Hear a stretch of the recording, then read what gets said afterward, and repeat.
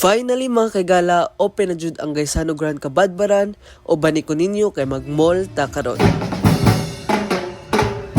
So mga to mga kaigala, pagsulod pa lang nako, grabe ka fresh og kanindot ang vibes, murag makaingon kag dire na lang ta permi be. Ang una jud nakakuha sa kong attention ba kay kaning cute kaayo nga kids rides na ay pony, na ay dragon.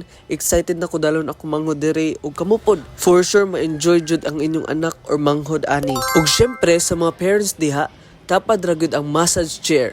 Perfect kaayo after sa stress og kakapoy. Relax ka while nag-enjoy ang mga bata.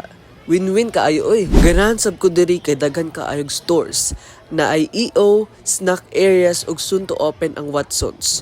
Murag tanan kinahanglan nimo na ana diri. Ug nakita pud nako ilang supermarket mga kaigala, mong anhin na mo diri kay barato ra jud kaayo ay. Sumo to mga kaigala ni saka din ko sa second floor.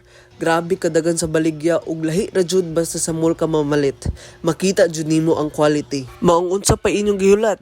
Ari na mo diri sa Gaisano Grand Kabadbaran, Grand jud kaayo.